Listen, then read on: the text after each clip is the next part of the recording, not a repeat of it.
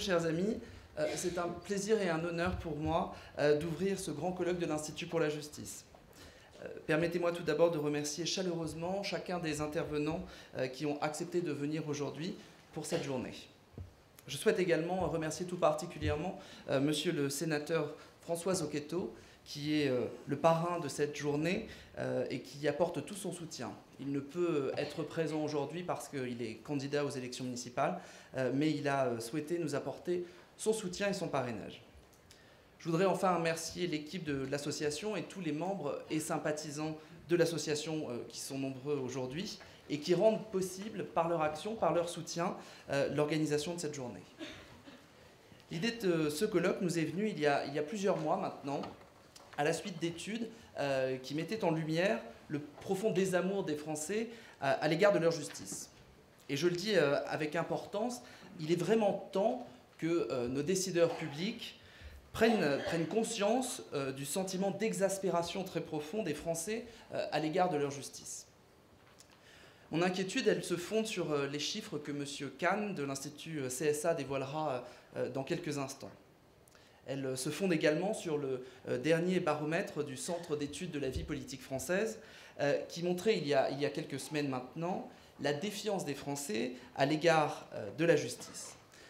Un chiffre par exemple, 40% des Français considèrent aujourd'hui que la démocratie ne permet pas de maintenir l'ordre.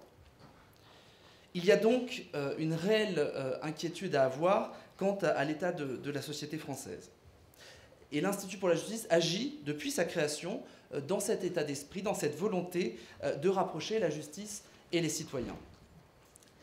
La confiance des Français s'effondre et nous devons réagir, car sinon nous prenons le risque de voir cette exaspération se traduire par des réponses dangereuses ou simplistes dans le domaine judiciaire, et nous ne le souhaitons pas.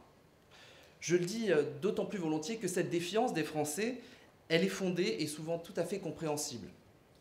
Hausse de la criminalité, inexécution très répandue des peines de prison prononcées, découverte l'an dernier du détestable mur des comptes du syndicat de la magistrature, annonce d'une réforme pénale qui ne va rien arranger à cette situation, enfin et peut-être surtout, sentiment d'un deux poids, deux mesures de plus en plus prégnant dans notre système judiciaire.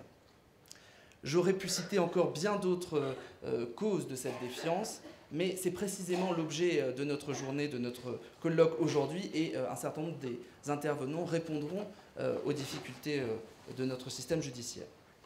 Mais je tiens tout de même à rappeler que le deux poids, deux mesures dans notre système judiciaire, le sentiment de l'injuste et de l'arbitraire, sont les causes principales du déclenchement de la Révolution française de 1789.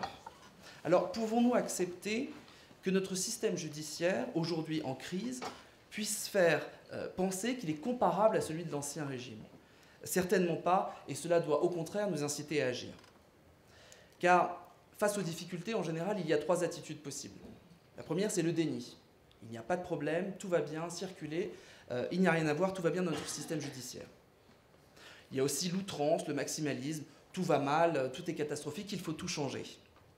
Enfin, il y a une troisième voie, celle du pragmatisme, qui souhaite réformer avec intelligence et courage tous les dysfonctionnements de notre système judiciaire, notamment en s'inspirant des réussites de nos voisins européens, par exemple.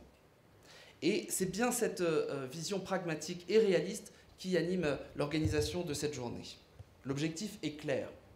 Comment renouer le lien entre citoyens et justice? La méthode est simple. S'intéresser aux premiers acteurs qui peuvent permettre ce changement, les magistrats. Nous avons donc rassemblé à la fois des théoriciens et des praticiens du droit aujourd'hui pour réfléchir toute cette journée à cette question essentielle.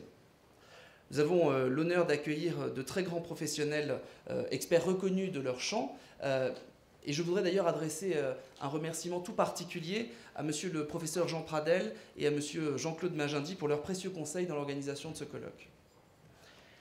Chacun des thèmes qui sera traité dans les différentes tables rondes aurait pu faire l'objet d'un colloque à part entière. Mais nous avons fait le choix d'aborder toutes les questions relatives à la magistrature pour obtenir une vision globale et une certaine cohérence dans notre réflexion. Dans les reproches qui sont adressés à la justice, il y a celui d'une formation aujourd'hui inadaptée et sans doute déconnectée des attentes de l'opinion. Réussir un concours brillant à une vingtaine d'années doit-il déterminer l'ensemble d'une carrière professionnelle? Ne faut-il pas moderniser et enrichir cette formation de nouvelles sciences comme la criminologie ou s'inspirer de ce qui se fait à l'étranger, notamment en termes de carrière? Cette approche comparatiste, on la retrouve dans toutes les thématiques de notre journée. Par exemple, celle des modèles de justice plus efficaces qui se trouvent à l'étranger, notamment dans les pays anglo-saxons, ou par exemple celle de la communication dans la magistrature dans certains pays comme en Allemagne. Pour rapprocher la justice des citoyens et de leurs attentes, nous avons postulé qu'il fallait améliorer la place accordée aux victimes. C'est un combat important de l'Institut pour la justice depuis de nombreuses années. Nous avons considéré qu'il fallait répondre à l'attente de protection des citoyens et redonner du sens aux peines qui sont prononcées par la justice, ce qui n'est pas le cas aujourd'hui. Enfin, la question de la responsabilité et de la transparence ne pouvait pas ne pas être abordée quand on sait à quel point les Français rejettent les soupçons ou les pratiques de corporatisme au sein de la magistrature. Mais l'objectif de ce colloque n'est pas d'instruire uniquement à charge, évidemment. Il est évident que les magistrats ne sont pas responsables de tous les dysfonctionnements de l'autorité judiciaire. Ne sont-ils pour autant responsables de rien? Certainement pas. Et je ne crois pas que ce soit leur objectif. La crise de confiance des citoyens à l'égard de la justice, elle vient aussi de la crainte d'une justice politique et politisée, qui sont deux menaces terribles à l'égard, d'une part, de l'indépendance de la justice et d'autre part, de son impartialité. À cet égard, la manière dont M. le procureur général de Paris, M. Faletti, a été traité par la chancellerie ne peut que renforcer les inquiétudes des magistrats et des citoyens.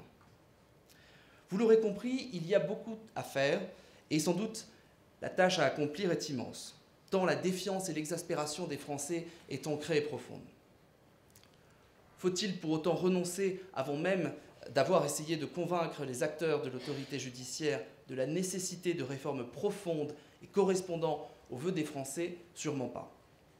Alors, avec ce colloque, l'Institut pour la justice espère contribuer, même modestement, à la réflexion et à l'impératif démocratique qu'il sous-tend.